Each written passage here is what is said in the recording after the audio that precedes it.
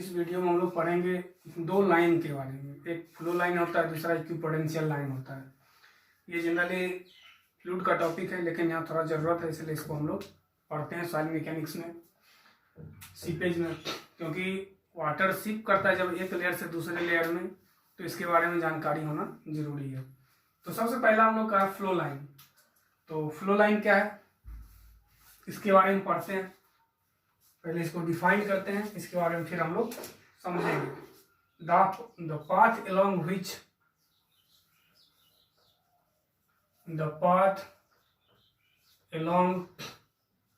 which the individual particle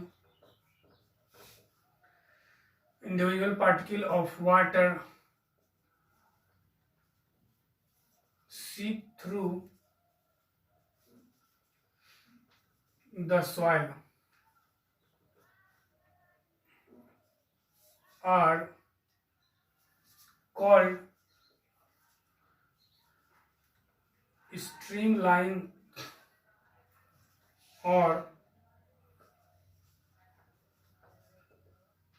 flow line.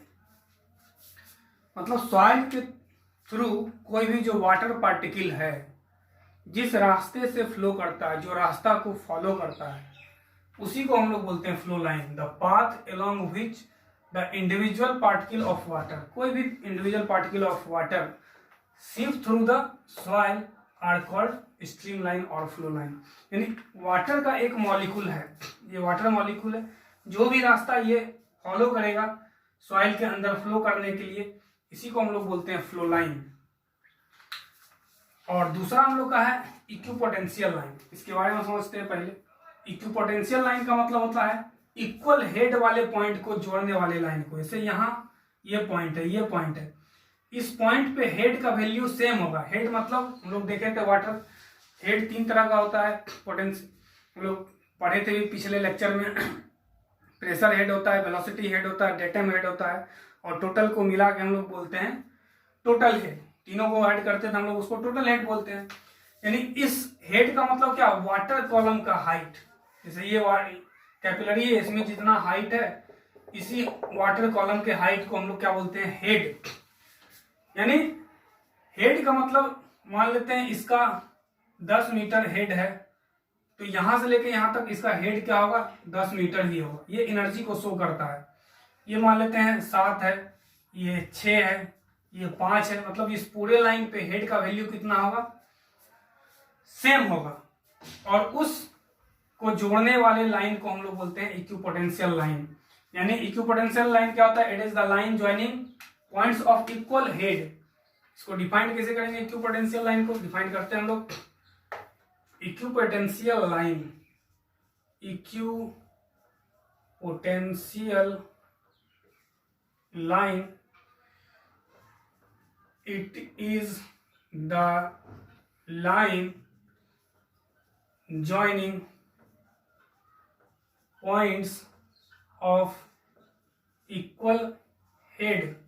यानी equal head के point को अगर हम लोग जोड़ते हैं तो एक लाइन बनता है, इसी को हम लोग इक्विपोटेंशियल लाइन बोलते हैं। और फ्लो लाइन किसको बोलते हैं, कोई भी वाटर पार्टिकल जिस रास्ते से सॉइल के अंदर सिप करता है, फ्लो करता है, एक लेयर से दूसरे लेयर में जाता है, उसको हम लोग बोलते हैं फ्लो लाइन। और ये दोनों जो लाइन है, मतलब इक्विपोटेंशियल लाइन और फ्लो लाइन, एक दूसरे पे परपेंडिकुलर होता है, या इसको हम लोग बोलते हैं एक दूसरे पे ऑर्थोगोनल होता है। ठीक है, फिर आगे देखते हैं हम लोग। और सीपेज का जो डायरेक्शन होता है वो हमेशा always perpendicular to the equipotential line होता है। इसको समझ लेते हैं पहले। The direction of seepage,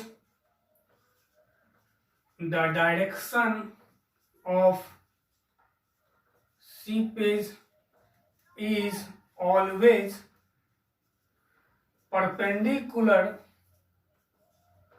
to the equipotential line. यानी सीपेज का जो डायरेक्शन होता है वो ऑलवेज क्या होता है, सीपेज का यही डायरेक्शन है, ये हमेशा इक्विपोटेंशियल लाइन पे क्या होता है, परपेंडिकुलर होता है। यानी इक्विपोटेंशियल लाइन के डायरेक्शन में वाटर फ्लो करता है। और वाटर फ्लो जैसे जैसे करता है इसका हेड घटते जाता है, यानी इसका हेड करने का मतलब pressure head, velocity head, datum head, यानी टोटल हेड जो है वो वाटर फ्लो के डायरेक्शन में घटता है और ये हमेशा इक्विपोटेंशियल लाइन के परपेंडिकुलर फ्लो करता है, यानी सीपेज हमेशा इक्विपोटेंशियल लाइन के परपेंडिकुलर ही होगा ऑलवेज। अब एक टर्म आता है फ्लो नेट। फ्लो नेट के बारे में हम लोग जानते हैं। फ्लो नेट, फ्लो नेट क्या है? एक ग्राफिकल सॉल्यूशन है लाप्लास इक्वेशन का। ये फ्लूइड मैकेनिक्स में पढ़ना रहता है कंटिन्यूटी इक्वेशन, वहां पे हम लोग पढ़ते हैं लाप्लास इक्वेशन। और इसी ग्राफिकल रिप्रेजेंटेशन को, यानी इक्विपोटेंशियल लाइन और फ्लो लाइन का एक ग्राफिकल रिप्रेजेंटेशन होता है, उसी को हम लोग बोलते हैं फ्लो नेट। और ये एक्चुअली क्या होता है? लाप्लास इक्वेशन का सॉल्यूशन होता है, वहां पढ़ाया जाता है फ्लूइड मैकेनिक्स में। तो इसको हम लोग बोलते हैं flow net is a graphical solution of Laplace equation. और इस केस में क्या होता है कि फ्लो लाइंस और इक्विपोटेंशियल लाइन का एक जाल के जैसा जो दिख रहा है फिगर, उसी को हम लोग बोलते हैं फ्लो नेट। और ये फ्लो नेट क्या होता है? आइडिया देता है एनर्जी डेसिपेशन का, एनर्जी जो खर्च होता है, जैसे मतलब वाटर का एक पार्टिकल एक पॉइंट से दूसरे पॉइंट तक फ्लो करते जा रहा है, इसके साथ क्या हो रहा है? इसका एनर्जी घटते जा रहा है। तो एनर्जी किस तरह से डेसिपेट होता है, एनर्जी किस तरह से खर्च होता है, इसके बारे में हम लोग को फ्लो नेट से क्या होता है? आइडिया, मतलब फ्लो नेट से आइडिया हम लोग मिलता है। यानी flow net gives an idea about, flow net gives an idea about hydraulic energy. Flow net gives an idea about how the hydraulic energy is dissipated, मतलब खर्च होना, when the water is flow through a pervious medium,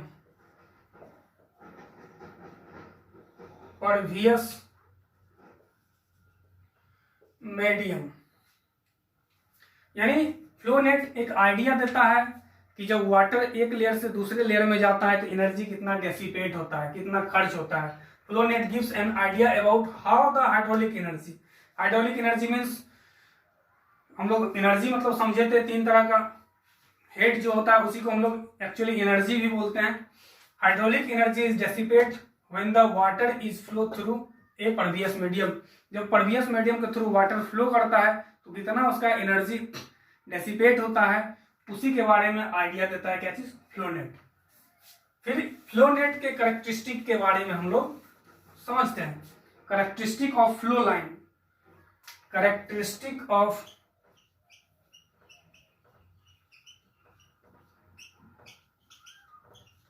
flow line, characteristic of flow line. तो इसमें हम लोग देखे थे कि फ्लो लाइन में दो तरह का लाइन होता है, एक इक्विपोटेंशियल लाइन होता है। कैरेक्टरिस्टिक ऑफ फ्लो लाइन, इसमें फ्लो नेट में दो तरह का हम लोग लाइन देखे थे कि दो तरह का लाइन होता है, इक्विपोटेंशियल लाइन होता है, फ्लो लाइन होता है, और ये एक दूसरे पे क्या होता है? ऑर्थोगोनल होता है, परपेंडिकुलर होता है। मतलब पहला इसका कैरेक्टरिस्टिक क्या है? Flow line is always perpendicular to the equipotential line. और एक ये जो स्क्वायर्ड बन रहा है इसको हम लोग बोलते हैं फ्लो फील्ड, ये करीब करीब स्क्वायर्ड शेप का होता है, इसको हम लोग बोलते हैं फ्लो फील्ड। और यानी एक portion, the flow line and equipotential line are orthogonal to each other, the flow field is approximately squared, मतलब ये जो फ्लो फील्ड होता है वो अप्रोक्सीमेटली स्क्वायर्ड होता है। और हेड लॉस जो होता है, the head loss through each flow field is equal to the equipotential drop, मतलब यहां से लेके यहां तक जो हेड का लॉस होगा इसको हम लोग बोलते हैं इक्विपोटेंशियल ड्रॉप। इक्विपोटेंशियल ड्रॉप क्या हुआ कि एक इक्विपोटेंशियल लाइन से दूसरे इक्विपोटेंशियल लाइन तक आने में जो वाटर का एनर्जी डेसिपेट हुआ, उसी एनर्जी को हम लोग बोलते हैं इक्विपोटेंशियल ड्रॉप। और डिस्चार्ज थ्रू ईच चैनल जो होता है वो इक्वल होता है। ऐसे दो फ्लो लाइन के बीच का जो एरिया है, मतलब इस एरिया को हम लोग बोलते हैं फ्लो चैनल। एक ये फ्लो चैनल हुआ, एक ये फ्लो चैनल हुआ, मतलब डिस्चार्ज जो हर एक फ्लो चैनल से होगा वो इक्वल होगा, यानी discharge through each flow channel is equal. और फ्लो चैनल किसको बोलते हैं? दो फ्लो लाइन के बीच का जो एरिया है उसको हम लोग बोलते हैं फ्लो चैनल। तो इतना हम लोग को पढ़ना था सॉइल मैकेनिक्स में फ्लो लाइंस के बारे में। अगली क्लास में हम लोग शियर स्ट्रेंथ नया टॉपिक स्टार्ट करेंगे। आज के लिए इतना ही।